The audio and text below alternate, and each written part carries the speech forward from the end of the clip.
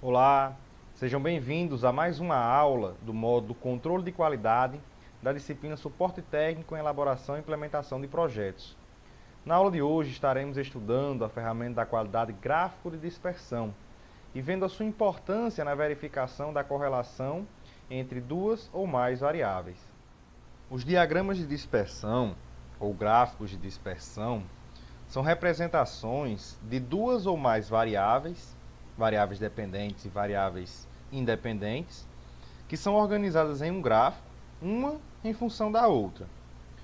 O diagrama ele mostra se existe ou não uma correlação entre as variáveis estudadas, que pode ser, como observamos aí na primeira imagem, positiva, que é quando a variável independente aumenta, a variável dependente também aumenta.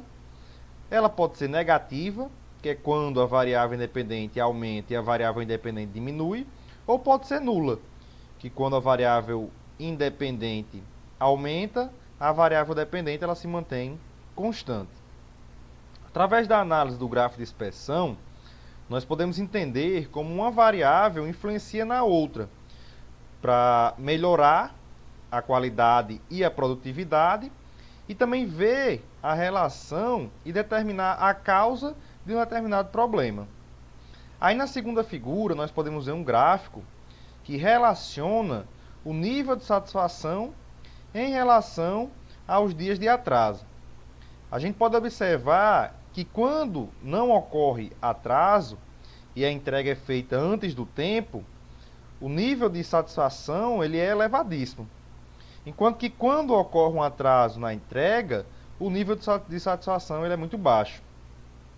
Portanto, não temos aí certeza de que há uma correlação entre as duas variáveis, mas se houver, a gente pode observar que ela é negativa, visto que com o aumento dos dias de atraso, ocorre sim uma diminuição no nível de satisfação.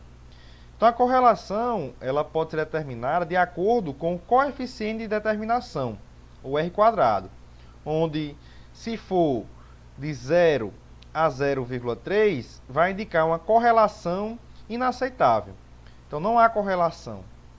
Se for de 0,3 a 0,5 vai haver uma correlação fraca. De 0,5 a 0,7 uma correlação moderada. De 0,7 a 0,9, uma correlação forte. E se for de 0,9 acima, vai ser uma correlação muito forte. Então, um exemplo de sua aplicação é a verificação se existe aí alguma correlação entre o peso e a altura de uma determinada turma e depois se existe uma relação entre a idade e o peso. Então, na tabela, a gente vê aí a idade, o peso e a altura dos 8 alunos. Então, no gráfico do peso, em função da altura, a altura nesse caso em centímetros, na tabela aí está em metros, a gente pode observar que conforme aumenta a altura, ocorre também um aumento no peso dos alunos. Portanto, há uma correlação positiva. Já no gráfico do peso em função da idade, a gente pode observar que não há uma correlação considerável, ou seja, é uma correlação desprezível. Vamos então resolver um exercício para a aplicação do conteúdo. Então temos que um técnico em mecânica observou uma variação no comportamento de um material, latão, durante o processo de conformação para obtenção de fios, processo de trefilação. Analise a variação do limite de resistência à tração versus o percentual de trabalho a frio, plotando um gráfico de dispersão através dos dados obtidos. Então a gente vai resolver aí esse exercício no Excel. Então, pessoal, a resolução ela é bem simples e rápida. Aí, primeiramente, a gente tem que copiar os valores da tabela para o Excel. Então a gente tem uma coluna com percentual de trabalho a frio. Vou colocar aqui TF em percentual, trabalho a frio. E tem outra coluna com o limite de resistência à tração. dado aí em megapascal. Vai só colocar aqui em negrito, centralizar, um destaque. E aí o percentual de trabalho a frio, a gente tem 0, 10, 20, 30, 40, 50 e 60% de trabalho a frio. E a gente observa que para cada trabalho a frio a gente tem um valor do limite de resistência à tração. No caso, para o de 0%, 300 megapascal. 341 para 10%, para 20, 395, 444 para 30%, para 40%, 507 megapascal, 569 e 605 megapascal para 60% trabalho a frio. Aqui a gente pode colocar um quadro, encher as bordas. E então, o próximo passo, segundo passo, é plotar o gráfico. A gente vem inserir em gráfico de dispersão e coloca o gráfico de dispersão. Aqui a gente vai selecionar os dados, adicionar. No nome aqui da série, o nome desse gráfico, a gente vai colocar LRT versus TF, de trabalho a frio.